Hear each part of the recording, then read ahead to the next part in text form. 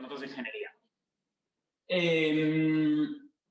Y como esta mañana ya hemos tenido la misma sesión con compañeras y compañeros vuestros y les anticipaba que, en mi opinión, la parte ingenieril contractual ingenieril y la parte jurídica está muy relacionada.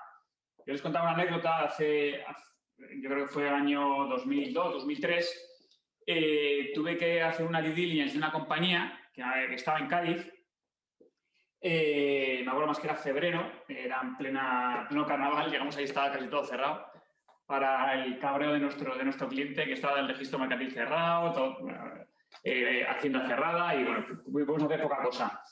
Y el caso es que viajaba con el cliente, que era un ingeniero de Boeing, que era de la compañía aeronáutica Boeing, un ingeniero aeronáutico, y cuando nos montamos en el avión en Madrid y dejábamos en la T2, me acuerdo, viajábamos a Cádiz, al aeropuerto de Cádiz, él estaba un bigarro de 1,90, 100 kilos, estaba súper nervioso y nos sentábamos juntos y me agarraba la mano, me apretaba la mano y decía, madre mía, aquí me va a sacar los sesos con tanto aprete de mano. Y la verdad que el tío estaba, vamos, yo decía, pues si este está así de nervioso, no sé lo que me espera, ¿no? Y me acuerdo que llegamos a Cádiz y yo luego me busqué una excusa para irme a Sevilla y me volví en AVE.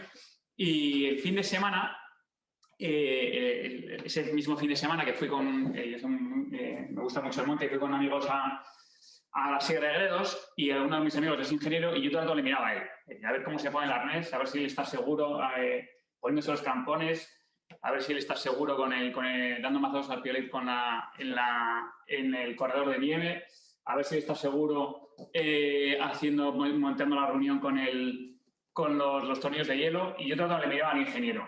Y al final eso me llevó a reflexionar que en muchos aspectos de la vida, casi siempre hay un ingeniero detrás, pero también hay un abogado. Si pensamos, por ejemplo, en cualquier desarrollo, en el desarrollo a mí lo que me gusta, ¿no? Una fijación de esquí de montaña muy técnica, muy pequeñita, pero que te soporta hasta 100 kilos de peso, ¿no? Pues al final en el desarrollo ha habido un ingeniero, pero en ese ingeniero ha necesitado un abogado que le proteja sus derechos de IP, ¿no? Sus derechos de propiedad industrial sobre esa creación que ha creado, esa invención o esa patentabilidad de esa fijación que ha creado para soportar hasta 100 kilos de peso, ¿no? en una bajada técnica, ¿no? Y claro, eso, detrás de eso, de eso que tanto, por lo menos a mí me gusta, casi siempre hay un ingeniero, pero también hay un abogado que le ha acompañado al ingeniero, que le ha protegido al ingeniero de cómo abordar desde la protección de esa creación hasta el modelo de distribución que tiene que hacer, por ejemplo, en el mercado alemán, un mercado muy competitivo en todo ese tipo de cosas, o en el mercado americano, ¿no? Hoy precisamente vamos a hablar de la parte más contractual de los contratos de ingeniería, ¿no? ¿Qué es lo que vamos a ver? Vamos a ver el esquema contractual de los contratos de comercialización de bienes y servicios. Dentro de los contratos de comercialización, el contrato que más habitualmente nos encontramos nosotros en la práctica suelen ser contratos de mano, contratos de PC, ligados a los contratos de PC, los contratos de operación y mantenimiento. Y luego también veremos los contratos de ordenamiento financiero o el ordenamiento operativo. Analizaremos también consideraciones internacionales de estos contratos, ¿no? Estos contratos todos tienen o pueden tener, la mayoría de vosotros seguro, porque además en Euskadi las compañías están muy internacionalizadas, tiene un componente internacional, con lo que es muy importante no solamente mirarlo de reojo, ¿no? la internacionalización del contrato, sino también revisar muy bien las implicaciones legales que tiene esa internacionalización del contrato, ¿no? Y luego supuestos patológicos de incumplimiento de los contratos, ¿no? Ante un supuesto de que el contrato se escora hacia el incumplimiento de las partes, ¿cómo protegernos, ¿no? Bien, elementos clave, ¿no? Al final, el contrato hay un tronco común y hay una ramificación, ¿no? Hay ramas que parten de ese tronco común, ¿no? Dentro de esas ramas hay unas ramas que son las ramas gordas, las potentes, ¿no? Y luego hay ramas más pequeñas, más secundarias, digamos, ¿no? Las ramas más potentes son pues, lo que llamamos elementos clave, ¿no? Todo contrato tiene, al margen de elementos clave, tiene 3 partes fundamentales, ¿no? Los elementos, lo que se llama elementos esenciales del contrato. El 1261 que dice consentimiento, objeto y causa, ¿no? El consentimiento que prestan las dos compañías, ¿no? La empresa de ingeniería y el cliente de la empresa de ingeniería, ese consentimiento prestado, el objeto del contrato, en este caso un contrato ya en mano, y la causa, ¿no? ¿Cuál es la causa para llevar a cabo ese contrato, ¿no? ¿Qué hay detrás para que ambas partes hayan celebrado este contrato de PC, ¿no? Al margen de estos elementos esenciales, que es un tema puramente jurídico de 1261, hay otros elementos esenciales. Evidentemente, el plazo, ¿no? El plazo por el que nos ligamos. En el plazo de un contrato de operación y mantenimiento es importante, pero quizás no sea tan importante como un contrato de PC. En un contrato de PC, normalmente, como luego veremos, nuestro cliente tiene a su vez otro cliente, ¿no? Si nuestro cliente, el que nos contrata el contrato de PC, ha resultado adjudicatario en una obra y nos contrata a nosotros dentro del marco de ese contrato de adjudicación en un contrato de mano, él a su vez tendrá, pues imaginaros que esto es una licitación del gobierno venezolano o del gobierno peruano o del gobierno chileno, su cliente es el gobierno chileno, ¿no? O el gobierno venezolano o la autoridad que sea. Y, por lo tanto, estará costeñado una serie de plazos que nos impondrán nuestro contrato de PC. Entonces, los plazos son un elemento clave. El lugar de entrega o lugar de prestación de servicios, ¿no? También es un elemento clave que nos va a derivar en distintas consideraciones. Las distintas consideraciones son desde el momento en el que se produzca, por ejemplo, la transmisión del riesgo de una parte a la otra, en función del Incoterm que vayamos a estipular, unas consideraciones fiscales que veréis con mi compañera Elizabeth en septiembre, a la vuelta de verano con las pilas cargadas, que es consideraciones fiscales sobre el sitio en el que estamos realizando el contrato de PC. Si el lugar en el que estamos realizando el contrato de PC y conforme al convenio de doble imposición, por ejemplo, España-Perú, se entiende que tenemos un establecimiento permanente o no, en función del plazo de duración de la ejecución de la obra, en función del grado de permanencia de mis trabajadores allí o si tengo allí un almacén, etcétera. Esas consideraciones para saber si tengo un establecimiento permanente a efectos fiscales en el país de destino, ¿no? Por lo tanto, el lugar de entrega, el lugar de prestación de servicios también es importante, ¿no? Muchas veces el lugar de entrega está más relacionado con la transferencia del riesgo, ¿no? Cuando yo firmamos, por ejemplo, un acta de recepción de esa obra y ya transmito el riesgo al cliente, ¿no? Con la transmisión del riesgo está todo el tema de las garantías. Cuando hablamos de garantías, lo volveremos a ver a lo largo de la sesión, es un concepto muy amplio, ¿no? Desde garantías que otorgamos nosotros a nuestro cliente como las que nuestro cliente nos entrega a nosotros, ¿no? Cuando hablo de garantías que el cliente nos entrega a nosotros, con empresa de ingeniería, estoy principalmente pensando en garantías para el cobro, ¿no? El cobro del precio, que si no se acompasa con la grado de ejecución, pues pediremos una serie de garantías, ¿no? Y las garantías que el cliente nos pedirá a nosotros, desde un Advance Payment Bond, ¿no? El clásico pago que nos hace anticipadamente y que tenemos que dar una garantía bancaria, ese pago anticipado, hasta el performance bond, ¿no? Luego estamos seguros. Evidentemente, nosotros tendremos que tener cubierta nuestra actividad sobre todo fuera de nuestras fronteras, bien cubierta con seguros, bien cubierta el seguro de la gente de nuestros expatriados que mandamos al país de destino. El seguro de responsabilidad civil, el seguro de responsabilidad de producto, todo el tema de seguros es muy importante. Penalidades por incumplimiento, ahí también se desglosan entre, ya lo veremos, penalidades ligadas a incumplimientos de plazo, penalidades ligadas a no conseguir un resultado previsto en unas especificaciones técnicas. luego tenemos jurisdicción y ley aplicable, ¿no? Esto, al final, la ley a la que se aplica el contrato, los tribunales o tribunalidad competente, ¿no? Esto ahora lo veremos. Estructura, ¿no? Estructura de los contratos. Pues depende. Esa estructura va a venir motivada un poco en función de la interlocución que tengamos en la otra parte, ¿no? Si en la otra parte tenemos un interlocutor que es una gran multinacional, previsiblemente nos vamos a encontrar con unas condiciones generales de la contratación, ¿no? La gran multinacional normalmente funciona con condiciones generales de cara a estandarizar la contratación de sus servicios y, por lo tanto, previsiblemente nos vamos a encontrar con que la gran multinacional nos va a imponer una serie de condiciones generales, ¿no? Ahí sí estamos del lado, nosotros estamos trabajando para una gran multinacional y somos por ejemplo, un jefe de proyectos de una gran multinacional. A la hora de poner encima de la mesa unas condiciones generales, nos tendremos que cubrir que se cumpla la ley de condiciones generales de la contratación. ¿Para qué? Para que esas condiciones generales se incorporen al contrato sin ningún problema, ¿no?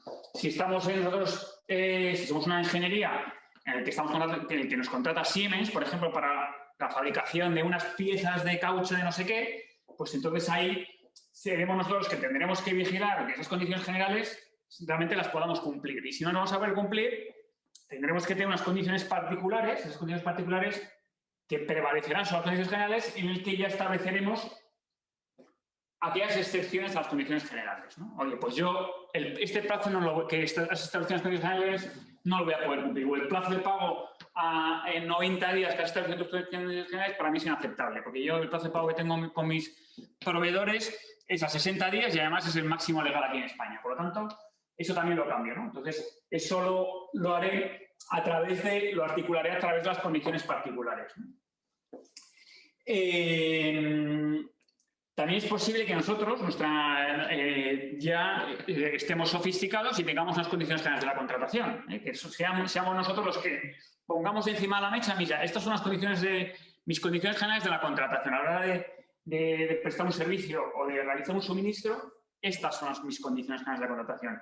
En ese escenario, yo, al igual que hemos visto antes, yo tendré que velar porque esas condiciones generales cumplan la ley de condiciones generales de contratación a la hora de que se incorporen sin ningún problema y que no adolezcan de nulidad, que pueda llevar al traste todo el clausulado de las condiciones generales porque la contraparte no ha tenido oportunidad de conocerlas, no ha firmado en todas sus páginas, ¿no? Las condiciones o los condicionantes que impone la ley de condiciones generales de la contratación para que una condición general se incorpore a un contrato, ¿no? Condiciones generales, condiciones particulares que tendrán que modular lo que dicen las condiciones generales y luego lo que es el contrato negociado individualmente, ¿no? Esto es otro formato contractual, es un contrato, es un traje a medida en el que las dos partes partimos de cero, valga la redundancia, y negociamos ad hoc el contrato, ¿no? Y eso es el contrato negociado individualmente. Hemos puesto un código específico hablando de pliegos técnicos. ¿Por qué? Porque muchas veces nos hemos encontrado con que los pliegos técnicos se le da una importancia a la hora de formular la oferta y de negociar. A veces si es lo que llamamos nosotros un beauty contest, es decir, un proceso competitivo en el que estamos compitiendo con otras ingenierías sin llamarnos el proyecto, a veces somos un tanto agresivos en los pliegos técnicos sin darnos cuenta que al final esos pliegos técnicos previsiblemente, casi seguramente, se vayan a incorporar como un anexo, como parte del contrato, ¿no? Claro, si se incorporan como anexo al contrato, es contrato. Lo que dice el Código Civil es que los contratos tienen fuerza ley de las partes contratantes y, por lo tanto, por mucho que sea un anexo, es exactamente igual de vinculante que una cláusula penal establecida en el cláusula del contrato, igual de vinculante que el propio precio. Entonces, ojo con los pliegos técnicos, ojo con incluir ahí condiciones especialmente agresivas que no seamos capaces de cumplir. Sobre todo, como luego veremos, hay contratos de PC la mayoría de los contratos de PC son contratos de resultado, no solamente de medios. Es decir, la ingeniería se compromete no solo a desplegar todos los medios que está a su alcance para ejecutar el contrato conforme a las exigencias de la buena fe, sino que también se compromete a un resultado, ¿no? Imaginaos una planta de validación energética y yo me comprometo a que esa planta va a tener un resultado X y, por tanto, independientemente de que yo haya obrado de buena fe y haya desplegado todos los medios humanos y materiales necesarios para la ejecución del contrato, si resulta que esa planta de validación no cumple las especificaciones técnicas, no cumple en los resultados a los que me he comprometido, ojo que tendré responsabilidad, ¿no? Y entonces, si el contrato se configura como un contrato no de medios, sino de resultados, ahí tendré que tener mucho cuidado con la eventual responsabilidad si ese resultado finalmente no se consigue, independientemente de haber desplegado todos los medios humanos y materiales necesarios para ello, ¿no?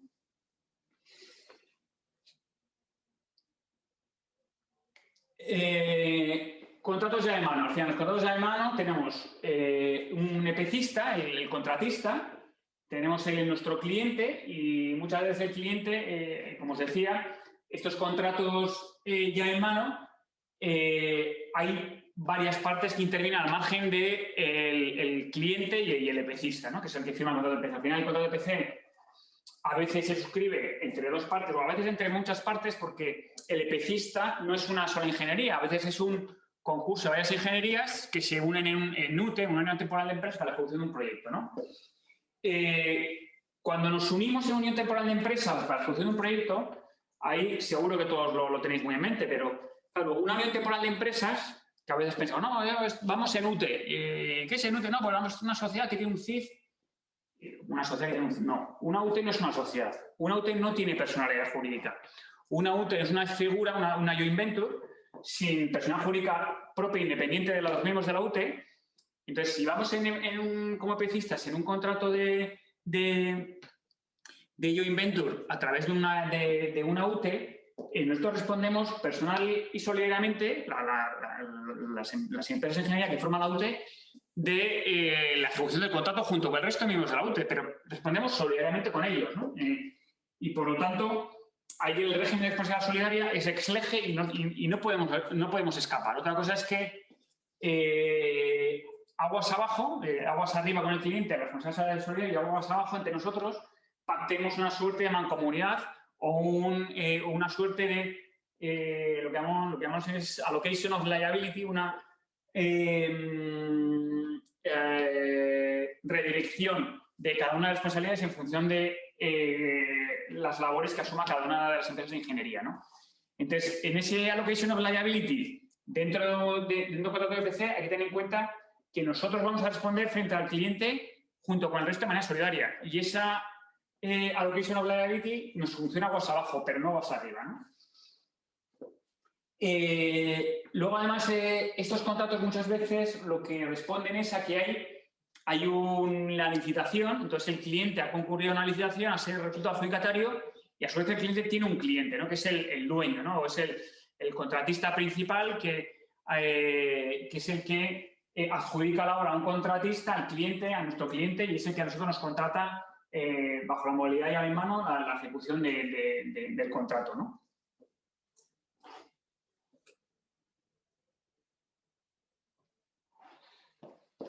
Elementos clave del contrato de llave en mano. Claro, un contrato de llave en mano hay que tener en cuenta cuál es el scope, ¿no? Cuál es el objeto de ese contrato.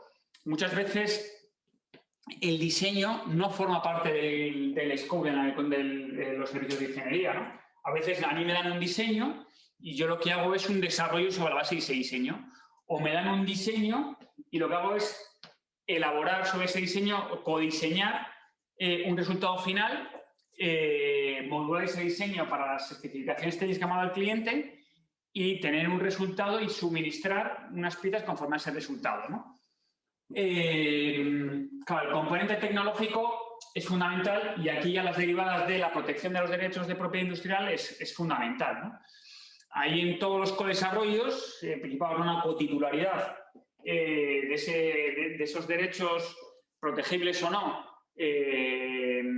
bajo la ley de propiedad industrial, bajo la ley de patentes, bajo la ley de secretos industriales o bajo la ley de propiedad intelectual, habrá que ver lo que se han pactado las partes en cuanto a ese codesarrollo. En principio habrá que ver lo que hayan pactado las partes, que en principio la libertad de pactos habrá determinado dónde se escoran los derechos hacia un lado o hacia otro, salvo los derechos irrenunciables, ¿no? El derecho moral que tiene todo autor de una creación intelectual de ser considerado autor. Pero al margen de eso, los derechos de explotación sí son modulables dentro del contrato, y por eso hay que tener muy en cuenta el componente tecnológico que va a haber en ese contrato y la cesión de derechos que esté dando yo como ingeniería que contribuya a ese desarrollo, ¿no? Luego ya esto, lo que es todo el suministro, construcción y montaje, ¿no? Ahí, si yo me he comprometido a un suministro que implica también una construcción y un montaje, pues el contrato es un contrato de una complejidad contractual y jurídica enorme, porque los contratos de PC no son contratos típicos. ¿Qué significa que no es un contrato típico? Son contratos que no hay una norma que regule los contratos de PC, ¿vale? No hay una norma jurídica emanada por un parlamento que te regule los contratos de PC. Los contratos de compraventa sí. Los contratos de compraventa están regulados tanto en el Código de Comercio como en el Código Civil, como por ejemplo a nivel internacional, en los contratos de compraventa, en la Ley de Contratos de Compraventa de Mercaderías, en la Convención de Viena, ¿no? del 80. Y ahí sí, hay una norma supranacional o nacional que regula esos contratos. En los contratos de PC no.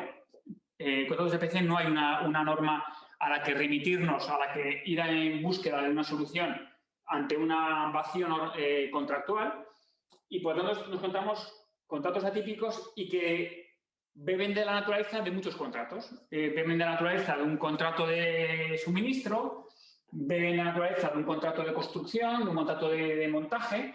Al final, un contrato de suministro no deja de ser un contrato de compraventa de tracto sucesivo.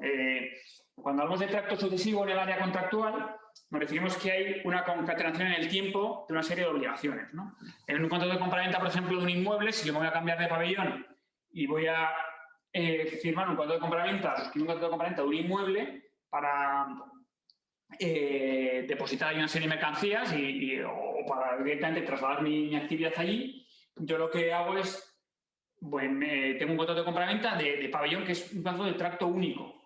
Compro el pabellón, pago un precio y ya está. En los contratos de suministro es un contrato de tracto sucesivo. ¿Por qué?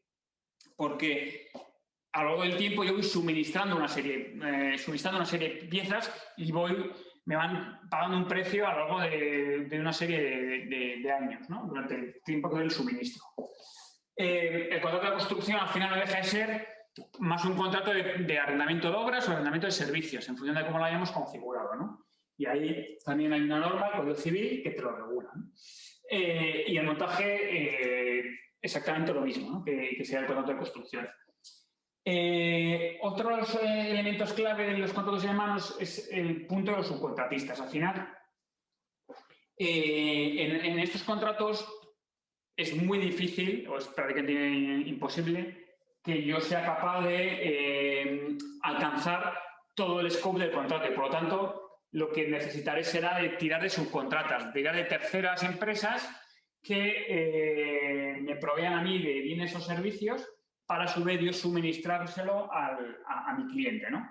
Entonces, es importante, bueno, yo creo que la mayoría de los contratos de PC, el 99,9%, recogen la posibilidad de subcontratación, recogen también la posibilidad, recogen también la responsabilidad del EPCista con sus subcontratas. El cliente final se mantiene indemne de cualquier actividad, cualquier actuación de las subcontratas, y es el EPCista el que responde frente al cliente final, y por lo tanto tendremos que volcar aquellas penalidades que estén establecidas en el contrato de PC en los contratos con nuestras subcontratas, ¿no?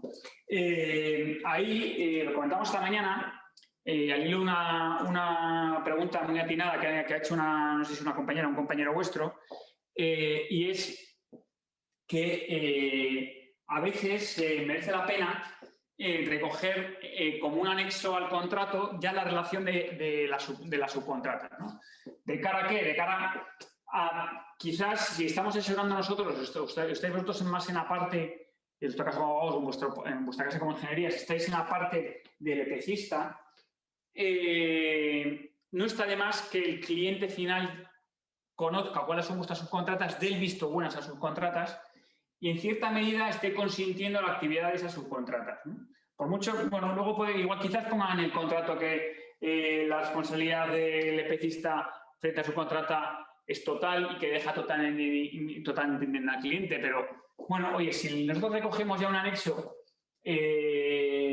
los nombres y apellidos de las subcontratas que vamos a utilizar, hemos hecho un paso hacia adelante para evitar luego problemas de responsabilidad en el caso de, imaginemos que una subcontrata entra en concurso y eso nos lleva a un retraso en la obra y entonces podemos decir al cliente final, es que usted ya me consintió la contratación de esta subcontrata, usted cuando conocía que iba a contratar con esta subcontrata y también para usted ha sido una sorpresa que estaban acompañando entre el concurso de acreedores, ¿no? Cuando era en teoría una empresa solvente, ¿no?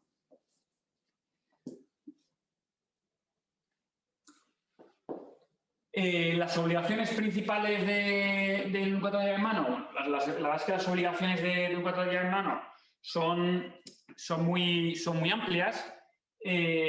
Para el cliente la obligación fundamental es el pago del precio, pero no solamente el pago del precio, porque en función de la naturaleza del contrato es posible que el cliente tenga una serie de obligaciones, por ejemplo, de proyección, ¿no? de suministrar una serie de planos para que yo pueda realizar mi trabajo, ¿no? O colaboración a la hora de la proyección, o de colaboración a la hora del desarrollo del proyecto que me ha dado, ¿no? Entonces, ahí las obligaciones del cliente serán de mayor o menor intensidad en función del scope de ese contrato ya en mano, ¿no? Pero la principal, al final, es pagar el precio, ¿no? A la hora de establecer el precio habrá que cubrir muy bien todo lo relativo al tema de divisas, ¿no? Si estamos pactando una divisa distinta al euro, habrá que pactar muy bien también los términos de pago, que el flujo de cajas, mi flujo de cajas vaya acompasado con el flujo del pago que tengas que hacer a mis subcontratas, a mis proveedores, de cara a que en ningún momento tenga que anticipar yo he asumido el riesgo ante una eventual vicisitud que pueda tener el cliente y me deje, perdón la expresión, con el culo al aire. Y de ahí que es importante establecer mecanismos de protección. Pues, por ejemplo, una garantía bancaria, una aval bancaria, primer requerimiento que yo pueda ejecutar en un momento dado si el cliente no me paga, o, por ejemplo, a través de cartas de crédito documentario, letter of credits, que al final a mí me permitirán ir a un banco y mostrando, por ejemplo, un documento de embarque, me libere el pago a mi favor. En definitiva, mecanismos que me protejan ante eventuales problemas que tenga el cliente a la hora de pagar el precio de ese contrato de PC, ¿no? Bueno, evidentemente, permitir el acceso al contratista. Aquí, todo el tema en los contratos de PC de cierta complejidad, es muy importante todo el tema de prevención de riesgos laborales. Nosotros tenemos un compañero, Javier Alfonso, que se encarga de temas de prevención de riesgos laborales y es el que siempre nosotros le enviamos los contratos de PC para que revise todo el tema de cómo está regulado todo el tema de prevención de riesgos laborales, ¿no? Para que no haya ningún problema a la hora de determinar quién es el responsable último a efectos de prevención, a quién tenemos que reportar a efectos de prevención y todas las obligaciones que tengamos que cumplir a efectos de prevención de riesgos laborales, ¿no? Pues cuando hablamos de permitir el acceso al contratista, tengamos también en cuenta este punto. Apoyar en la obtención de permisos y licencias, ¿no? Aquí tendría que poner el número 3. Apoyar en la obtención de permisos y licencias. Claro, muchas veces, si en contratos, sobre todo en contratos de ámbito internacional, yo voy a necesitar pedir licencias de obras, voy a necesitar pedir permisos para que mis trabajadores accedan a las instalaciones de principal, incluso para que accedan a un país determinado. Entonces, todo habrá que cuidar muy mucho que en los contratos de mano, que el cliente se compromete, se obliga a colaborar, a facilitarme información, a facilitarme la documentación que las autoridades locales me soliciten a la hora de ejecutar el contrato, ¿no? En cuanto al contratista, pues, claro, las obligaciones, imaginaros, son casi infinitas, ¿no? En un contrato de mano. En un contrato de mano lleva a cabo el diseño y construcción, aunque no siempre interviene el diseño, pero lo clásico es que sí, que intervengas en el diseño, por más codiseñes y lo que es la construcción y la entrega, ¿no? Obtener permisos y licencias con la colaboración del cliente. Hay ahora que tener muy en cuenta también, llegado a lo que hemos visto antes, las subcontratas, hay en algún país que quizás te exijan, te soliciten que tengas que tener, o que la subcontrata te haga una subcontrata local, ¿no? Que, por ejemplo, pues aquí pedimos un ingeniero de no sé qué cualificación para, si dentro del contrato de PC hay, por ejemplo, la instalación de un ascensor, pues requerimos un ingeniero de una cualificación X para que verifique el correcto funcionamiento de este ascensor que va embebido en toda la estructura que estoy entregando, ¿no? Y a veces me piden que sea un ingeniero local con una habilitación especial local que lleva a cabo esa certificación, ¿no? Pues para eso, claro, el contrato de PC me tendrá que haber permitido o abierto la posibilidad de contratar con esa ingeniería local, ¿no? Si los costes, muchas veces además el problema no es tanto de permiso del cliente, sino es de margen, ¿no? Porque al final, si nosotros nos encontramos con una serie de requisitos que me costeñan a la hora de subcontratar, quizás eso me dispare el coste de la obra y me impacte directamente en los márgenes, ¿no? Por eso es importante tener en cuenta que a veces, si hay unas exigencias locales de cumplimiento, que lo sepamos de antemano antes de firmar el contrato, o que dejemos la puerta abierta en el contrato a negociar un ajuste al precio por estas exigencias locales, ¿no? Subsanar defectos. Hombre, lo ideal es, porque normalmente no, el 100% de los contratos de PC siempre contienen penalizaciones por retraso, ¿no? Entonces, con unos liability caps, pero siempre contienen penalizaciones por retraso. Entonces, lo ideal es tener lo que llamamos nosotros un buffer de un margen, ¿para qué? Para poder subsanar, ¿no? Y que no se aplique la penalización desde el minuto 1, ¿no? Sino tener un margen de subsanación y que si, por ejemplo, he tenido un retraso puntual, pero luego a la hora de la entrega final he cumplido plazos con algún cierto margen, pues que no se me aplique una penalización, ¿no? Todo eso es importante también reflejarlo en el contrato. Proporcionar manuales operativos. Este es un tema que muchas veces pasamos muy de puntillas, pero que nos hemos encontrado con alguna sorpresa y no especialmente agradable. Y es el siguiente.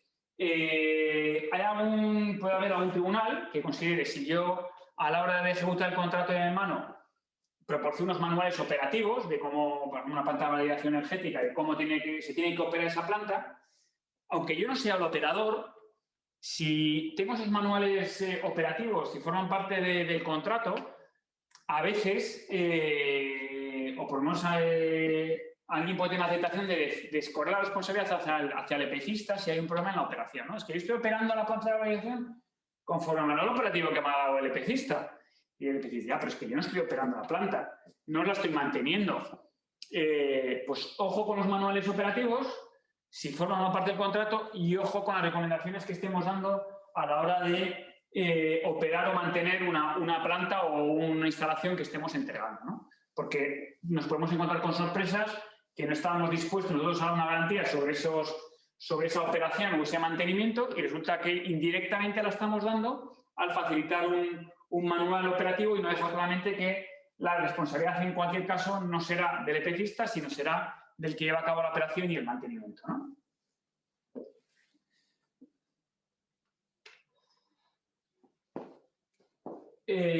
Principales cláusulas del contrato ya en mano.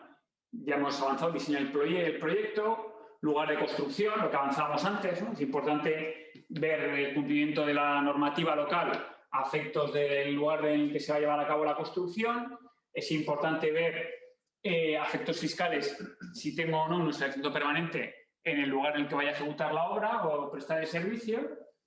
Los plazos de ejecución, es un tema fundamental. Lo que decíamos ahora, que sí, importante fijar un buffer de un margen de maniobra para que se me aplique la penalidad desde el minuto 1 y posibilidad de subsanar e incluso de si finalmente entrego la obra en plazo, que esos retrasos parciales, en certificaciones parciales, no me penalicen, ¿no? La plaza y forma de pago, evidentemente esto es muy importante, ¿no? Llegar esas plazas y formas de pago con aguas abajo, lo que yo pacte con mis subcontratas y con mis proveedores, garantías de cumplimiento y ley aplicable que ahora veremos. Perdón. Contrato de operación y mantenimiento. En los contratos de PC, muchas veces ya vienen bebido lo que es la operación y mantenimiento. Son contratos, a veces, que como anexo se incluye ya la operación y mantenimiento de lo que yo estoy suministrando, de lo que yo estoy instalando, ¿no? Pero lo habitual es que son contratos aparte. En contratos de cierta complejidad, en la que intervienen varios EPCistas o muchas partes, a veces entre lo que es un contrato de PC y el contrato de operación y mantenimiento nos encontramos lo que se llama el contrato de interface, ¿no? El contrato de interface, que al final es poner en marcha la instalación, que todos los que han intervenido en el proceso de la construcción de la instalación estén interrelacionados, se ponga en marcha la instalación y una vez puesta en marcha, a través del contrato de interface, entre ya en juego el contrato de operación y mantenimiento, ¿no? Entonces, así como el contrato de PC es un contrato que tiene una duración claramente determinada y delimitada, con una certificación y una certificación final en el que yo ya entrego definitivamente la obra al cliente final o al contratista. En el contrato de operación y mantenimiento son contratos, estos servicios son claramente contratos de tracto sucesivo, como decíamos antes, ¿no? Yo me comprometo a una operación de un periodo y me comprometo a un mantenimiento, ¿no? En los contratos de operación y mantenimiento, ahí es muy importante romper amarras entre la responsabilidad del contrato de PC y la responsabilidad, si yo voy a seguir operando y manteniendo, y la responsabilidad como operador, ¿vale? ¿Por qué? Porque normalmente en los contratos de operación y mantenimiento, en la liability cap, la limitación máxima de responsabilidad debería ir ligada a mi margen que vaya en el contrato de operación y mantenimiento o a lo que yo voy a cobrar, incluso aunque no tenga margen, ¿no? Pero vamos a lo que yo voy a cobrar en contrato de operación y mantenimiento, no ligado a lo que yo cobro en contrato de PC, ¿vale? Porque si hay un problema de operación y mantenimiento y estamos estableciendo todos los contratos un único liability cap del 100% del precio, pues nos vamos a encontrar con unas sorpresas muy desagradables y me van a reclamar daños y perjuicios por un problema en la operación de una planta o de una instalación, ¿no? O del mantenimiento. Y me puedo arrastrar el margen que he tenido en el contrato de PC, ¿no? Entonces es muy importante, a efectos de liability, romper amarras entre un contrato y otro. Hacia los contratos de operación y mantenimiento también hay que tener en cuenta todo el tema de, aquí también es muy importante, todo el tema de prevención de riesgos laborales, ¿no? Al final, en los contratos de operación y mantenimiento es muy raro que haya una operación de mantenimiento en remoto. Siempre hay una operación de mantenimiento in situ, ¿no? Y por lo tanto, hay que tener en cuenta también todo el tema de prevención de riesgos laborales del personal que es patrio para llevar a cabo esa labor de operación y mantenimiento en sede del cliente, ¿no?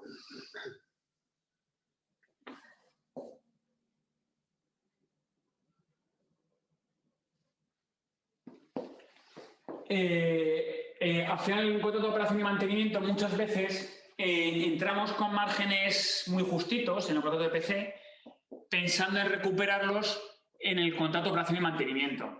De ahí que sea muy recomendable, si es que se puede, porque al final, claro, esto es lo óptimo y lo bueno. Lo óptimo siempre es enemigo de lo bueno. Lo óptimo es estipular en el contrato de operación y mantenimiento, en el contrato de PC, que si hay una ruptura unilateral por parte del cliente del contrato de operación y mantenimiento, si yo pensaba obtener el margen en el contrato de operación y mantenimiento, sacrificando el margen en el contrato de PC, pues que pueda recuperar parte de ese margen, ¿no? Con una penalización, por una terminación anticipada, ¿no?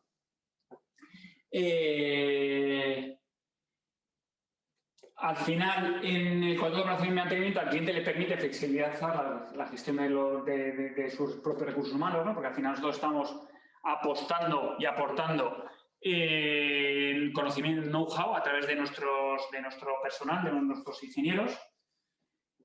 Y el problema que nos podemos encontrar es que nos exijan un resultado y ese resultado sea difícil de obtener, ¿no? En función de determinadas variables.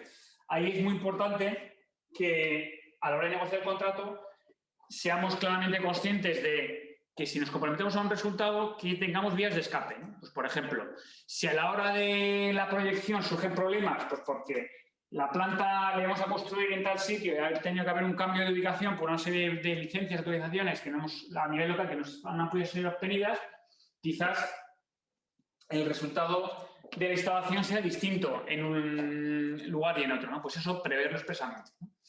O quizás, si hay un coste abrupto e inesperado de materias primas, que, como está ocurriendo actualmente, que eso me impacte directamente en el margen y esté prestando esos servicios de operación y mantenimiento a pérdida. Es decir, ya no solamente no obtengo el margen, sino que estoy perdiendo para prestar esos servicios y me están abocando a mi cuenta de resultados a que vaya por los suelos o incluso sea negativa, ¿no? Entonces, habrá que intentar flexibilizar en la medida de lo posible el contrato para protegernos ante ese tipo de eventualidades, ¿no?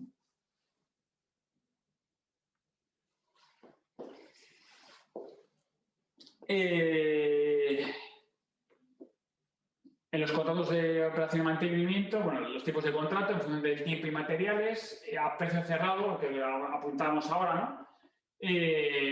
Ojo con ese precio que me impacte directamente ante cambio abrupto de circunstancias ajenas a las dos partes, que tenga un cierto margen de negociación si eso ocurre.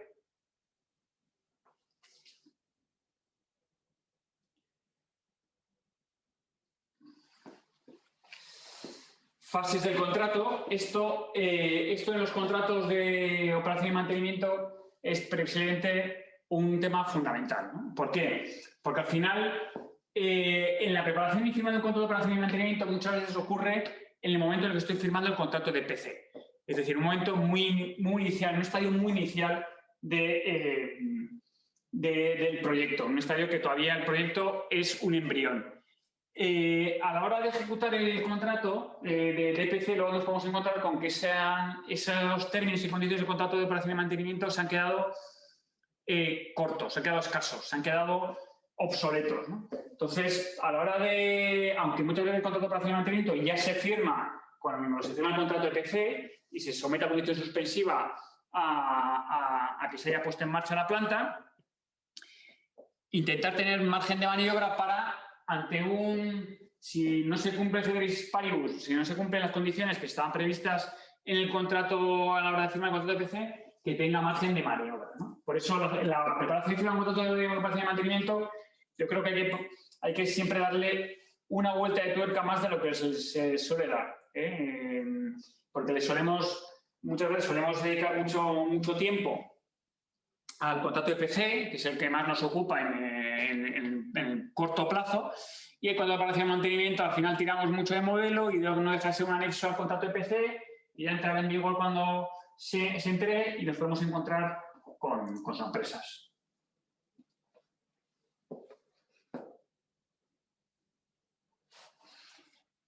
Contratos de arrendamiento operativo, contratos de arrendamiento financiero, ¿no? El renting y el leasing, ¿no? Aquí cambiamos de tercio, porque hasta ahora estamos hablando de contratos en los que la ingeniería presta un servicio, en los que la ingeniería hace un suministro, es decir, unos contratos en los que la ingeniería recibe un precio a cambio de algo. Aquí es al revés, aquí estamos pensando más en la ingeniería entrega un precio a cambio precisamente de algo que recibe ella, ¿no?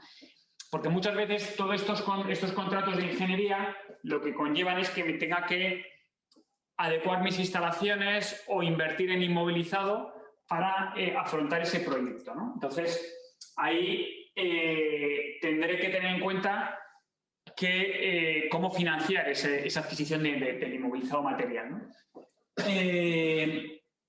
El arrendamiento operativo a la financiera, al final, el objetivo no deja de ser el mismo, que es dar salida o dar respuesta a una necesidad que tenga yo de una instalación de una máquina para llevar a cabo mi actividad, pero ese objetivo tiene dos ramificaciones en función del camino que optemos, ¿no? Si optamos por el arrendamiento operativo frente al arrendamiento financiero, en un arrendamiento operativo yo nunca voy a ser el titular último de ese equipamiento que estoy arrendando, ¿no? Soy un arrendatario, pagaré unas cuotas, pero al final no voy a ser el titular último de ese bien y, por lo tanto, el riesgo que asumo es menor. En un leasing, un arrendamiento financiero, al final el objetivo en realidad lo que estoy haciendo es financiar la compra.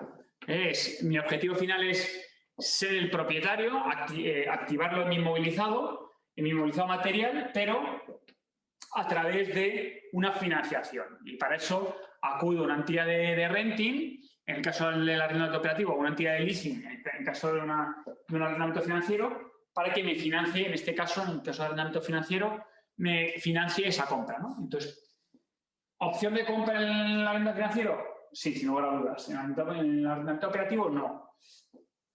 Transferencia del riesgo en el arrendamiento financiero, sí, porque al final yo voy a integrar el activo en mi propio inmovilizado material, ¿no? Garantías de cumplimiento, pues en un arrendamiento financiero en el que al final yo voy a ejecutar una acción de compra, pues claramente sí, ¿no? Pero al final los dos contratos son muy parecidos, pero hay que tener en cuenta cuál es el final. El final en un escenario, bueno, en un contrato de renting, al final yo devuelvo la máquina una vez que me he finalizado el contrato de renting a la empresa de renting, y en el contrato de leasing yo lo que hago es me lo integro dentro del inmovilizado, lo adquiero con el pago de las distintas cuotas de leasing, pero al final lo integro en mi activo, ¿no?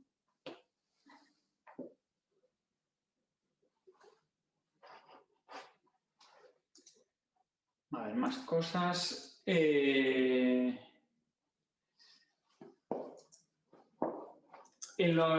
contrato de arrendamiento, el valor de las cuotas, al final el contrato de arrendamiento financiero lo que estoy es, con el pago de las cuotas estoy ya financiando la compraventa de ese activo. En el arrendamiento financiero, las obligaciones de mantenimiento y conservación, pues normalmente me corresponden a mí, a la empresa de ingeniería. Bueno, la activación o no, es un tema contable.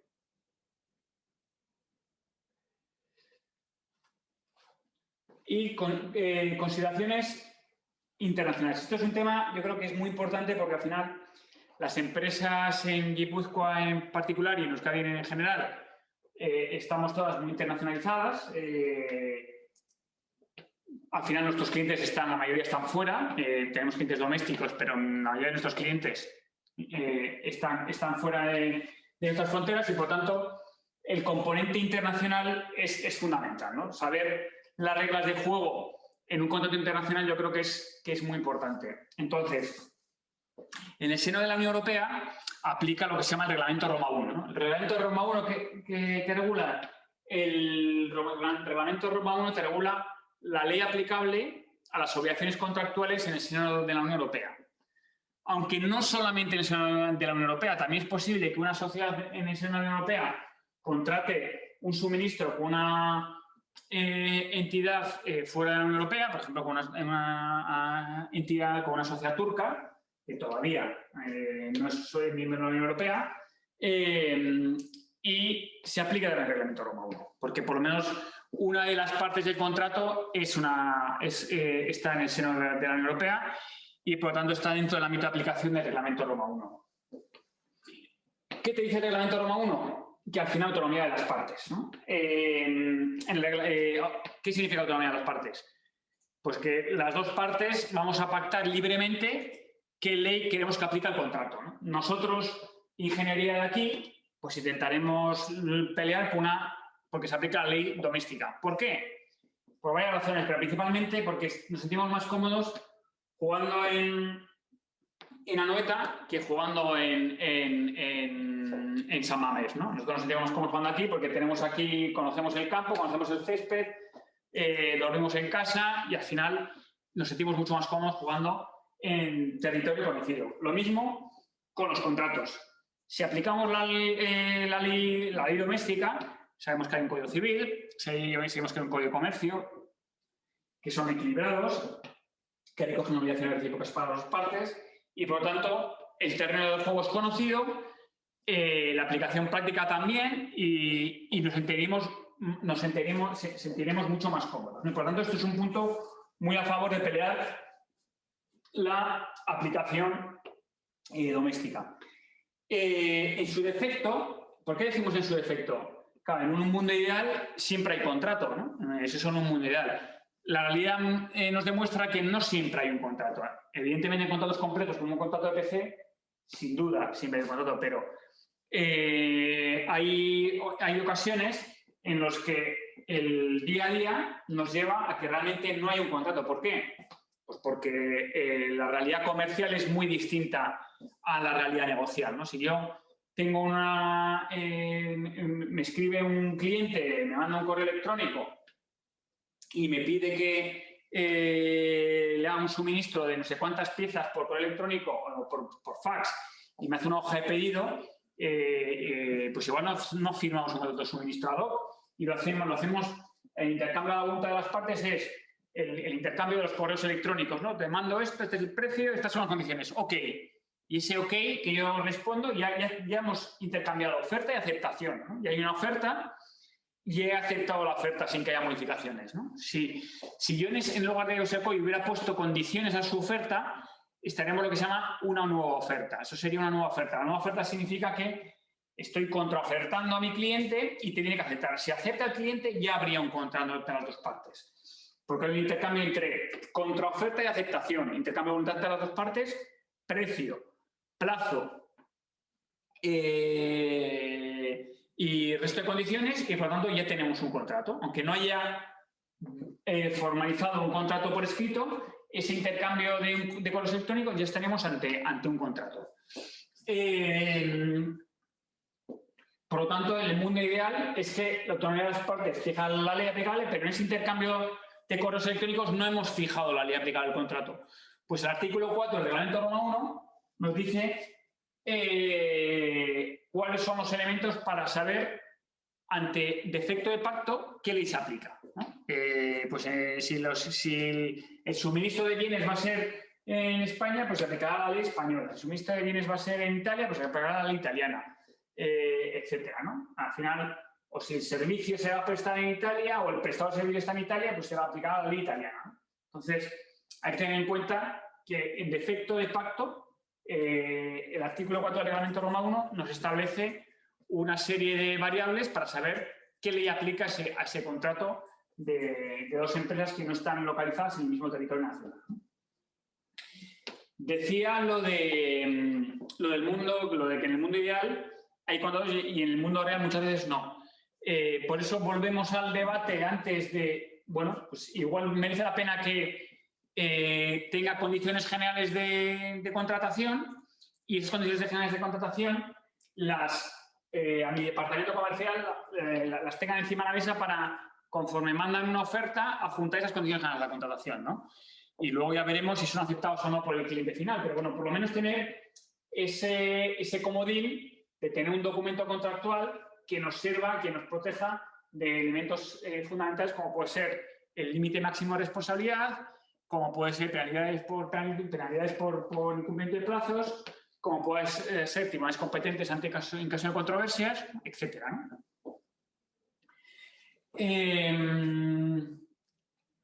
Al hilo también de lo que comentábamos ahora, del intercambio de correos electrónicos, mucho cuidado con el intercambio de correos electrónicos y establecer en esos correos electrónicos o poner en esos correos electrónicos números de cuenta para realizar pagos.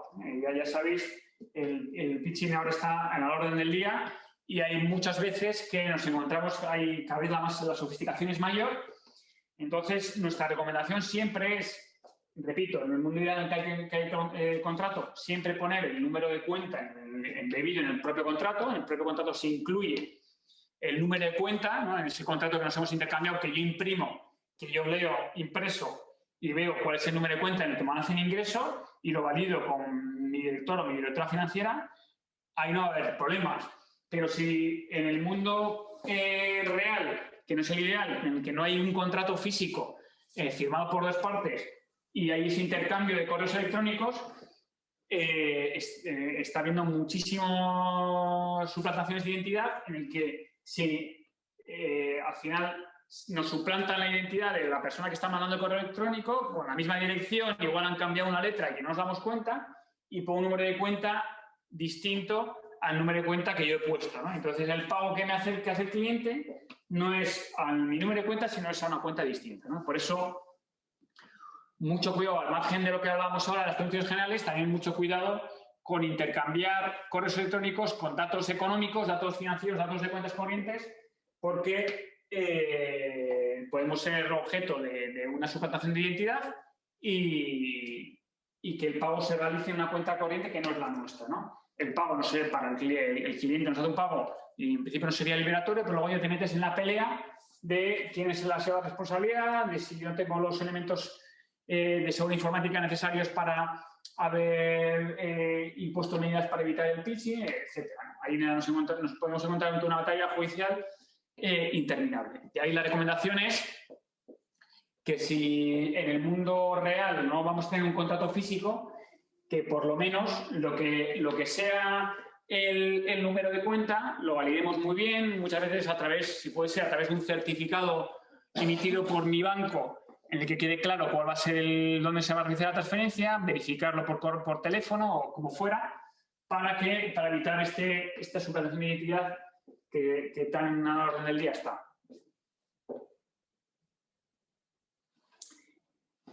Antes hemos hablado, ¿no?, de jurisdicción de tribunales competentes, ¿no? Ahora hemos hablado de ley aplicable, pero antes ya hemos apuntado. Unos elementos negociables del contrato es qué tribunales van a dirimir en caso que haya controversias, ¿no? Claro, en el mundo ideal en el que estamos, además, sobre todo en el periodo de negociación, que estamos en el periodo de noviazgo, ahí nadie prevé la tormenta, pero puede haber tormenta. Puede haber tormenta, puede judicializarse una relación y, por lo tanto, acertar en los tribunales competentes o en el tribunal que dirima la controversia entre las partes es fundamental. Nos hemos encontrado, en mi experiencia, con desagradables sorpresas, con contratos muy bien armados, con pruebas periciales que son totalmente irrefutables sobre la responsabilidad de una de las partes, pero que luego el tribunal competente le da absolutamente la vuelta y nos acaban condenando a nuestro cliente, a la empresa a la que asesoramos, ¿no? Yo he tenido, personalmente he tenido más experiencias, o nosotros hemos tenido más experiencias, no siempre, pero sí hemos tenido más experiencias en Brasil, con pleitos muy bien encaminados, muy bien encauzados, y que luego resulta que nos acaban condenando. Pero también hemos tenido buenas experiencias en Perú, hemos tenido buenas experiencias en Chile, hemos tenido buenas experiencias en México, hemos tenido, incluso, lo decías también, hemos tenido incluso buenas experiencias en Cuba, incluso contra el gobierno cubano, pero ojo, con la jurisdicción competente, y eso, claro, eso es a la hora de negociar el contrato, en ese periodo de noviazgo a veces no le damos la importancia que tiene, ¿no? En cuanto a tribunales versus arbitraje, pues depende mucho, ¿no?, de las circunstancias. Ventajas e inconvenientes. La ventaja de tribunales es que al final hay un tercero que no es escogido por las partes que va a dirimir la controversia, que ese tercero, a margen de las tasas judiciales, pues lo paga en su caso el Estado, de la sede del tribunal jurisdiccional, y por tanto sobre el papel debería ser más económico que el arbitraje, sobre el papel, porque luego, si al final tenemos un pleito que se alarga con distintos recursos en distintas instancias en sede jurisdiccional, el coste puede ser muy alto por el plazo, ¿no?, por el plazo de esa sentencia que llega excesivamente tarde, ¿no? En el caso del arbitraje, el inconveniente es el que apuntaba ahora. Al final hay un tribunal arbitral que o bien lo designan las partes de común acuerdo o bien lo designa el organismo al que hayamos encomendado la administración del arbitraje, puede ser, por ejemplo, la Cámara de Comercio Internacional, la International Chamber of Commerce. Es muy habitual someter a la ICC en la administración del arbitraje, ¿no? En ese escenario, yo creo que la objetividad está prácticamente asegurada, también del tribunal arbitral, y yo no he tenido malas experiencias con arbitraje, pero he tenido compañeros que han tenido malas experiencias. Igual que os contaba yo en la mala experiencia con Brasil, he tenido compañeros que han tenido malas experiencias con arbitrajes, con árbitros, ¿eh? O sea, que no está exento también de cierto riesgo, pero al final el arbitraje, la principal ventaja, el principal inconveniente es que hay que pagar al árbitro, hay que pagar los fees del árbitro, hay que pagar los fees de la sede arbitral al que va a administrar el arbitraje, y la ventaja, que también a veces es un inconveniente, es que es una única instancia. Hay una suerte de recurso, pero en supuestos muy, muy tasados, pero la realidad es que el arbitraje es una única instancia. Como falles, ya no hay nada que hacer. Ya te condena el tribunal arbitral y ahí ya no tienes absolutamente nada que hacer, ¿no? En jurisdicción siempre tienes distintas instancias y puedes tener una segunda oportunidad, ¿no? Para bien o para mal, nadie tiene una bola de cristal y esa segunda oportunidad puede ser una desventaja competitiva o una ventaja competitiva. En el arbitraje no hay una segunda oportunidad, o es muy, muy raro que haya una segunda oportunidad. Por lo tanto, todos nos la jugamos a lo que dirima el tribunal arbitral o el árbitro que ha designado las partes. En definitiva, ¿ventajas de en una y otra? Depende. Yo, por experiencia hablando con nuestros compañeros de contencioso, en contratos de PC en el que yo soy o estamos asesorando al EPCista, normalmente tendemos más a ir a un arbitraje. Suelen ser pleitos muy técnicos y queremos que un árbitro se mueva mejor en esas aguas técnicas y más rápido que en un órgano jurisdiccional. Pero como no tenemos la bola de cristal, en unos escenarios me favorecerá porque me beneficia un pleito rápido, un arbitraje rápido, y en otros me perjudicará. Eso ya depende, pero sí que yo tiendo a preferir el arbitraje en determinados contratos de PC con ciertos condicionantes técnicos, y sobre todo arbitraje en países en los que no tengo experiencia, o la experiencia que he tenido ante tribunales jurisdiccionales domésticos no ha sido buena, ¿no?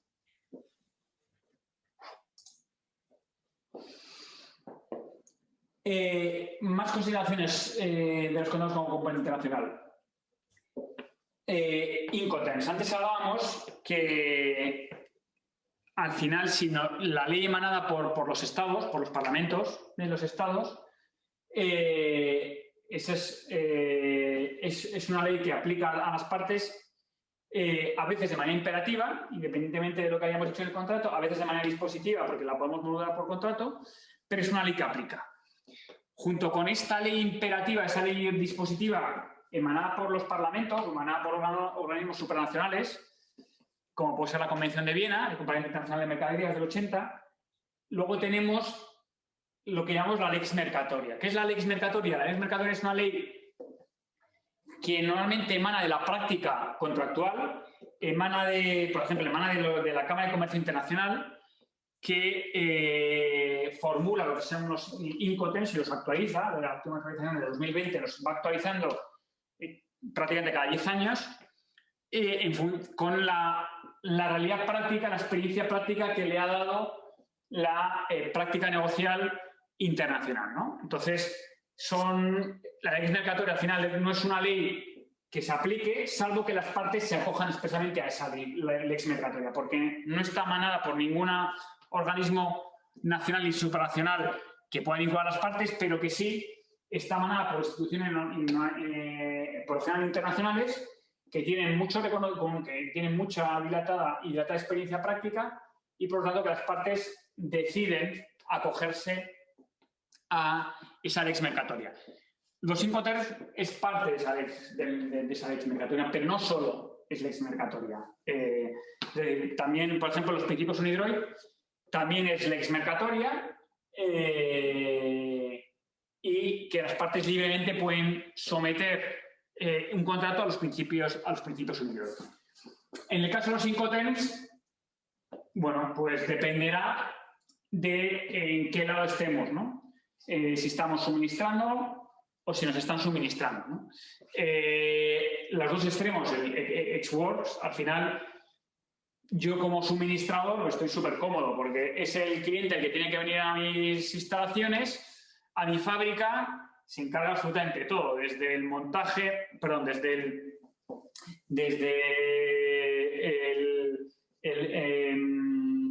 el transporte interior hasta la exportación, la importación, absolutamente todo, ¿no? Todo corresponde al comprador. La otra cara de la moneda es el DAP, ¿no? Pero, insisto, perdón. Arriba, tienes que darle aquí. Gracias. Cancelar. No, mentir. Perdonad, descartar. No se descartar. Perfecto. Entonces, los 5 3 dependerá en qué lado nos encontremos, en un lado o en otro, ¿no?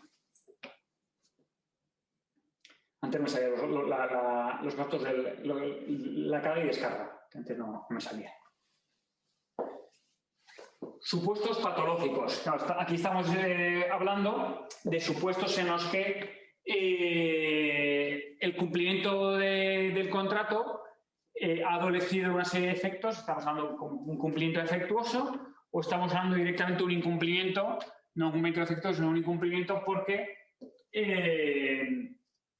por ejemplo, no me pagan el precio, por ejemplo, no he podido cumplir el performance que se establecía en los pliegos técnicos, por ejemplo, porque no he cumplido el plazo y en una instalación abierta al público y tiene ahí una serie de penalidades por esa entrega tardía.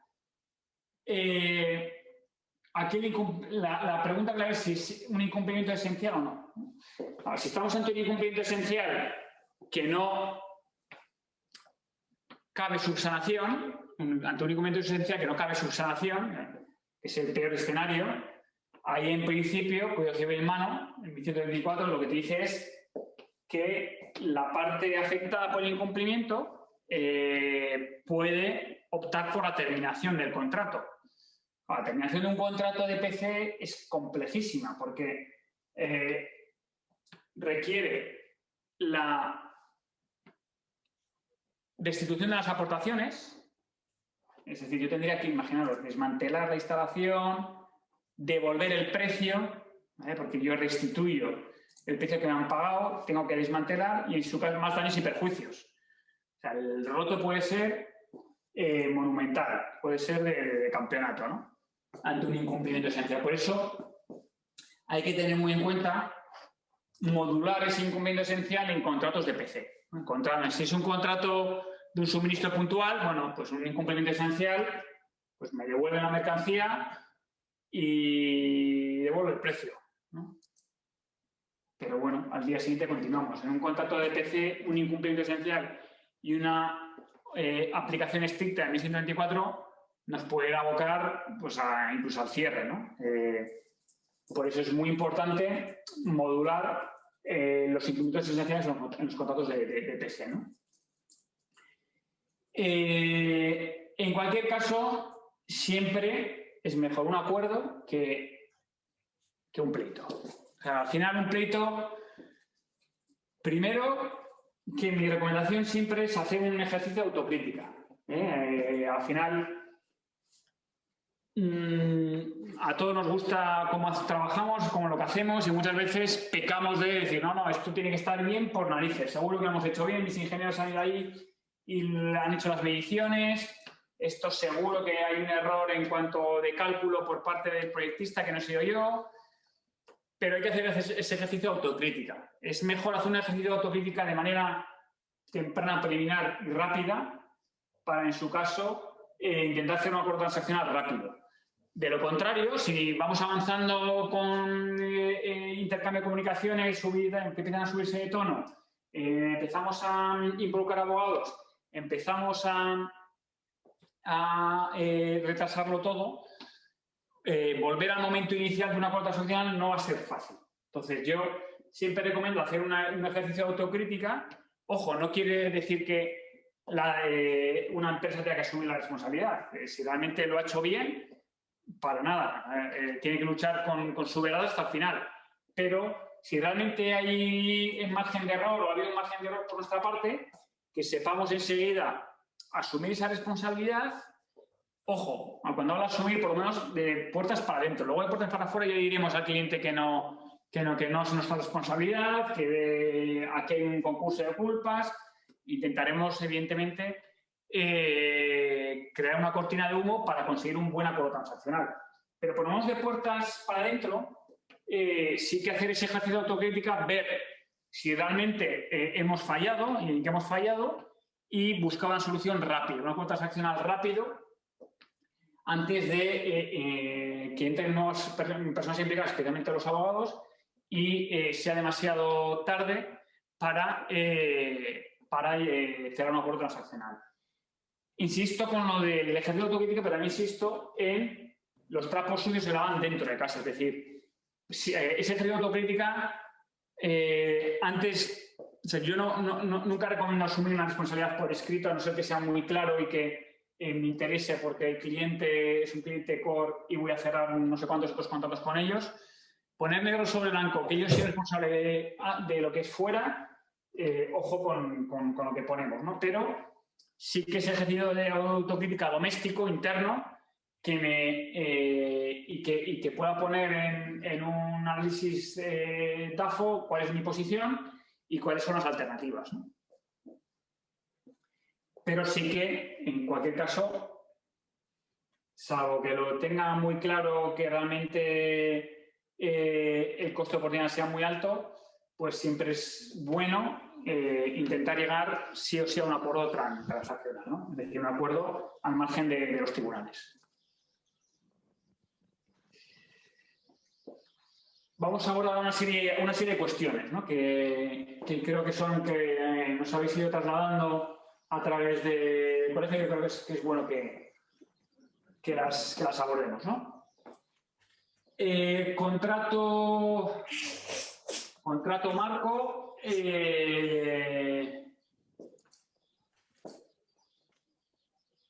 A ver, lo que decíamos.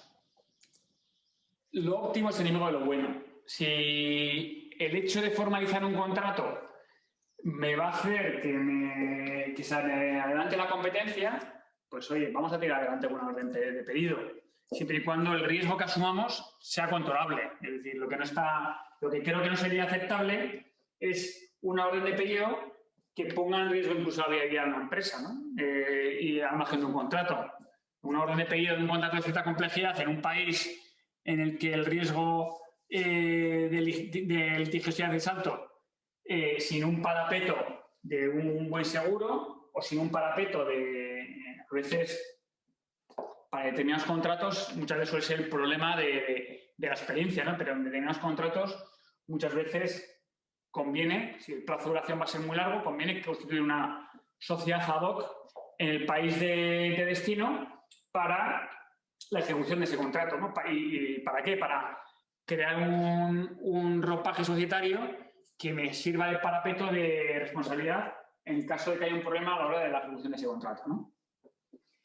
Entonces, siempre es recomendable pactado por escrito.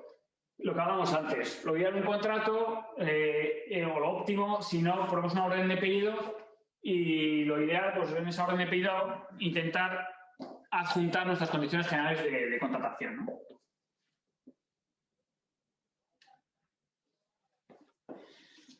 Contrato tipo versus contrato ad hoc. Aquí lo mismo, ¿no? Lo ideal siempre es un contrato ad hoc, pero lo que decíamos, si realmente estoy suministrando el mismo bien a empresas muy parecidas o de tamaño muy parecido, con un comportamiento muy parecido, pues lo lógico es que tengamos ya un modelo estandarizado de contrato y tiremos de ese modelo, ¿no? Incluso tengamos varias cláusulas que se incorporan a ese contrato para que nuestro departamento comercial sepa dónde tirar en un caso o en otro, en el caso de a la hora de negociar el contrato con el cliente, ¿no? Entonces, lo ideal es un contrato ad hoc. Un contrato siempre va a ser más cómodo con un contrato ad hoc para ese proyecto que con un contrato tipo, que igual hay ciertas vicisitudes de la ejecución del contrato que no tenía en cuenta, ¿no? No se tenía en cuenta porque es un contrato tipo. Pero, evidentemente, mejor un contrato tipo que nada. Y contrato tipo funciona perfectamente bien a la hora de estandarizar determinadas prestaciones de servicios, determinado suministro de bienes.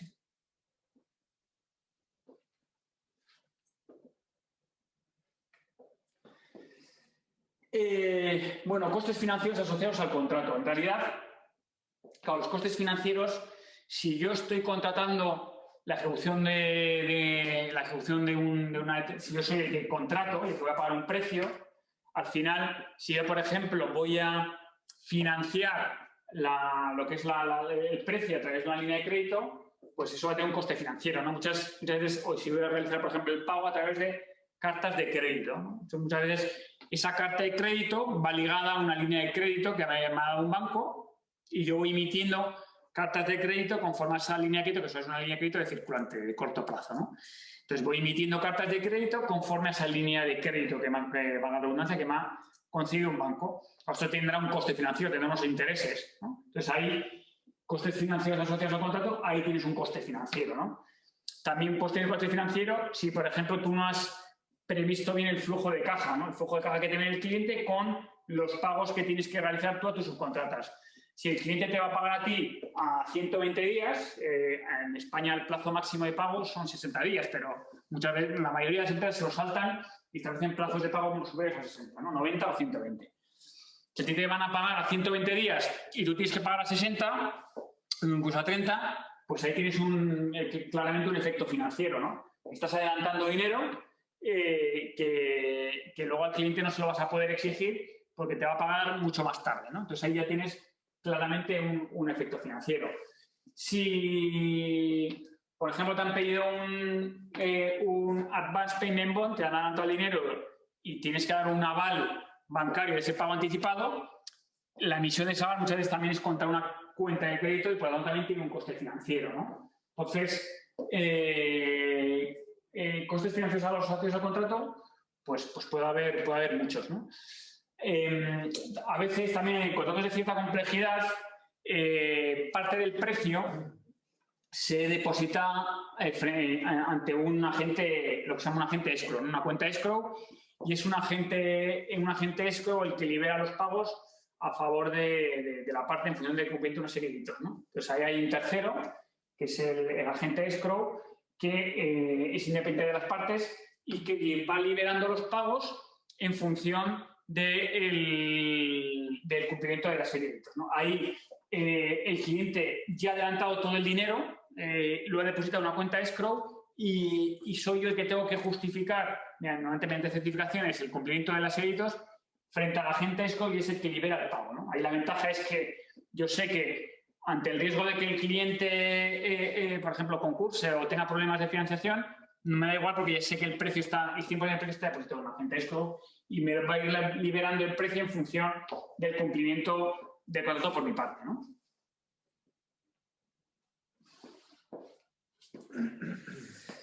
A ver, esta es muy buena pregunta. Claro, estoy en un proceso competitivo para un megaproyecto con Alstom o para un megaproyecto con Siemens. Pues ahí adaptar las condiciones no es fácil. Y soy una empresa pequeña en el que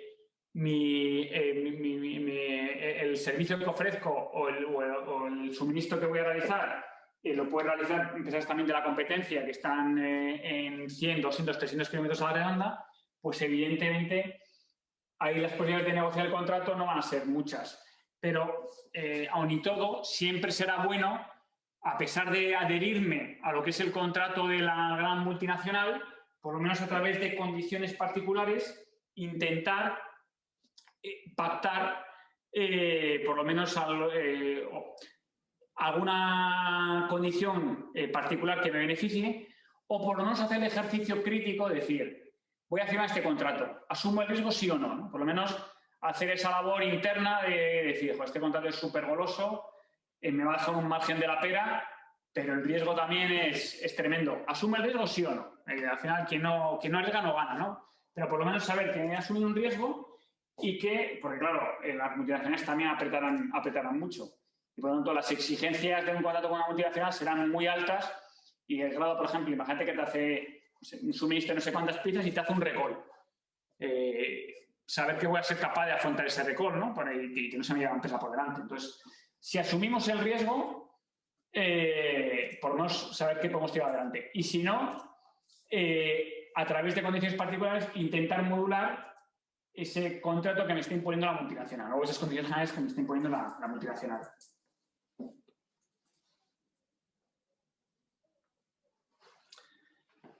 ¿Qué puntos de contrato interesa pelear? Esto es también muy buena pregunta, ¿no? ¿Qué puntos de contrato? Evidentemente, el precio, precios y que es un tema con el que manejáis muchísimo con nosotros, pero sí formas de pago, ¿no?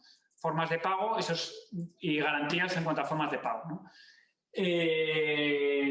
Muy importante todo el tema de las garantías, establecer la liability caps por penalizaciones, ¿no? Que no me arrastre todo el margen en un retraso por un suministro o que no me arrastre todo el margen en una penalización por un incumplimiento puntual de una especificación técnica que no es trascendente para todo el contrato. Eso hay que negociarlo muy bien. La limitación global de responsabilidad temporal y cuantitativa y luego lo que hemos apuntado, la ley aplicable al contrato y arbitraje versus tribunales, ¿no? que hemos dicho antes. Contratos en España y en LATAM. Aquí, en principio, muchos países de Latinoamérica tienen legislación muy parecida a la nuestra. En cuanto a la ley aplicable, lo ideal es la ley doméstica, pero tampoco en una pelea, si podemos pelearlo, sin duda la ley doméstica. Es la recomendación número 1. Pero si tenemos que sacrificar la ley, pues, por ejemplo, establecer un liability cap más atractivo, pues igual hay que sacrificar la ley doméstica y que se aplique la ley mexicana o la ley chilena o la ley peruana. Son leyes bastante parecidas a las nuestras en cuanto a responsabilidad, con los códigos civiles son códigos civiles muchos romanos, códigos franceses que beben del nuestro y, por tanto, ahí no creo que sea tan súper crítico lo que es la ley aplicable. Pero sí, muchas veces es buscar un tribunal arbitral realmente administrado por la Cámara de Comercio Internacional con una sede arbitral que sea imparcial. Yo creo que es también muy importante a la hora de negociar contratos con Latinoamérica. Y luego, si no tenemos capacidad de ver si al final no podemos aplicar la ley doméstica, tenemos que aplicar la ley del país de destino y no tenemos capacidad de contratar un despacho que me revise el contrato, y lo estoy haciendo con mi despacho de aquí, pues quizás pelear y que se aplique, por ejemplo, los principios UNIDROIT. Igual no ni la ley española ni la ley peruana. Vamos a aplicar los principios UNIDROIT, ¿no?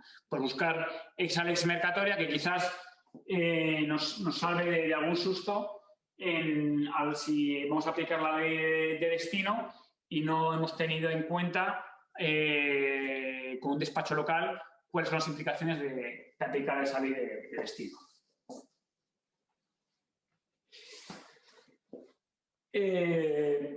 Penalizaciones. Lo que decíamos antes.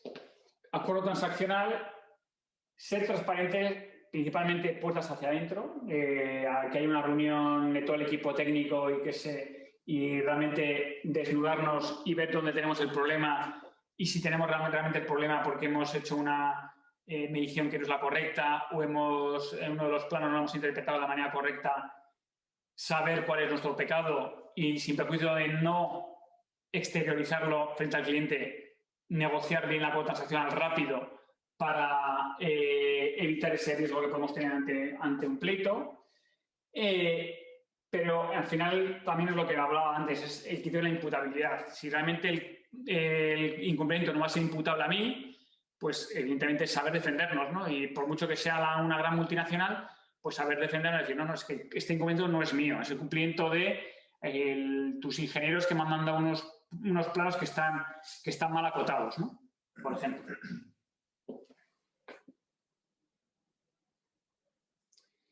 Bueno, penalizaciones por retraso, penalizaciones por efecto. Aquí insistimos en establecer siempre un liability cap. En penalizaciones por efecto, muchas veces lo que recogemos en contrato es que la parte técnica, si hay problemas con certificaciones parciales, que las dirima ya, establecemos ya incluso un pequeño arbitraje de un técnico que al final dirimirá entre las dos partes para ver cuál tiene la razón en cuanto a la interpretación de esa certificación. Y situaciones pandémicas como el COVID, ¿no? A ver, el COVID no puede ser una excusa para el incumplimiento, por ejemplo, de un precio, ¿no? Yo tengo un arrendamiento y yo no puedo alegar el COVID para no pagar un contrato de arrendamiento de la instalación de la nave que tengo alquilada, ¿no? Pero sí, evidentemente, no ahora, pero sí, si he tenido restricciones para viajar o restricciones de movilidad, evidentemente eso es una situación que puede ser considerada de fuerza mayor, ¿no? Entonces, ¿penalizaciones por COVID se aplican? En principio sí, pero a determinadas circunstancias podemos pelear que sea una situación de fuerza mayor y modular el cumplimiento del contrato, por lo menos pedir unos plazos mayores, ¿no? Pero, ojo, el pago del precio es muy difícil ampararnos a una situación de fuerza mayor. Y creo que hemos llegado on time, ¿no? Como dicen los británicos, ¿no? A las 7:30. Sí. Tenemos alguna preguntita. Sí. Se ha acercado, bueno, se ha enviado el formulario para que nos hagan una pequeña valoración de la jornada. Sí. Y luego, si quieres, te traslado unas preguntitas que nos han hecho. Sí. La primera de ellas, ¿puede ahondar en los conceptos de contrato de obra, resultados, contrato de servicios medios? Vale. Esta es muy buena pregunta. Claro, en función de cómo esté redactado el contrato, puede ser que estemos obligados a obtener un resultado, ¿no? Si yo realmente en el contrato me estoy comprometiendo a una serie de performance, a una serie de especificaciones técnicas y si no las cumplo, hay una penalización que excede lo que sería una penalización por un medio incumplimiento en un aspecto técnico, posiblemente nos estén diciendo que estamos ante un contrato de resultado. Y si no, habría que poner expresamente en el contrato que yo me comprometo a desplegar todos los medios humanos y materiales, pero no me comprometo a obtener el resultado, que eso dependerá de otras circunstancias al margen de mi prestación de servicios de ingeniería, al margen de mi suministro, ¿no? Entonces, eso es muy importante estipularlo muy bien en el contrato. Porque si hay problemas interpretativos, si yo me he comprometido a cumplir las especificaciones técnicas y no he dicho nada que yo me obliga a desplegar medios pero no un resultado, me pueden escoger el contrato, que es un contrato de resultado y no de medios, y me pueden achacar responsabilidad. Es muy buena pregunta. Otra pregunta relacionada con las UTEs. Régimen de responsabilidad solidaria. Si no existe un acuerdo entre las empresas que forman la UTE, ¿se distribuye la responsabilidad en partes iguales? No. Tú respondes frente al cliente y luego repites contra el resto de miembros de la UTE. Es decir, el cliente se puede decir contra cualquiera de los miembros de la UTE. ¿Vale? Si tú estás en UTE y estás ejecutando un contrato y hay un problema, que el cliente se va a decir contra todos. Y va a ir contra ti, contra ti, contra ti, contra ti. No de manera parcial. No a ti un 10%, un 15%, un 30%, hasta el 100%, sino a ti un 100, a ti un 100, a ti un 100 y a ti un 100. A todos los miembros de la UTE al 100%. Y luego el que responda, del miembro de la UTE que responda, repetirá contra el resto. En proporción ya lo que se haya pactadamente en el contrato de UTE, luego ya se establece lo que se llama la allocation de liability, ¿no? La distribución de responsabilidad en función de los trabajos, ¿no? Sí. Contratos EPC no están regulados por leyes. ¿Qué ocurre en caso de desacuerdo por omisión en el contrato?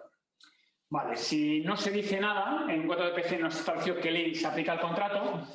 En principio, si pesa más el suministro que el contrato, que lo que es la prestación de servicios, si pesa más, esto realmente aquí hay un suministro puro y duro, hay unos servicios, pero al final hay un suministro, pues será el lugar de donde voy a suministrar esa instalación, ¿no?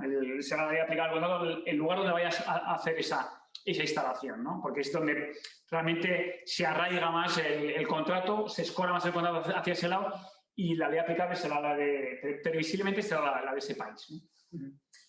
Luego, bueno, aquí hay otra que ya le has respondido. ¿Hay algún país en el que haya que tener especial cuidado con las condiciones de los contratos? Bueno, ya has hablado de Brasil, Sí, bueno, pero por mi experiencia, ¿eh? Sí. Igual hay gente que ha tenido una experiencia muy buena, sí. Pero yo en Brasil hemos tenido con un contrato muy bien armado, teniendo sorprendentemente todos los elementos a favor para ganar el pleito y salir perdiendo.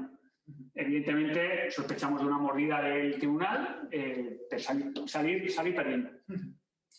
En relación a Roma 1, en caso de que en defecto de pacto el servicio se preste fuera de la Unión Europea, ¿qué ley se aplica? Si yo estoy, empresa española, presto un servicio fuera de la Unión Europea y no hemos pactado nada, yo creo que es defendible que se aplique la ley española. El prestador de servicio está en España y que la característica principal está en España y se aplica la ley española. Yo creo que sería defendible. Y luego ya la última que tenemos. Se la dejaremos si no está a mi compañero Juanjo Álvarez, que es especialista en Derecho Internacional Privado, pero es muy buena pregunta. Yo defendería que sería la ley, que se aplicara la ley española. Sí. Y luego la última, ¿existe un límite en la responsabilidad en caso de incumplimiento en un contrato internacional?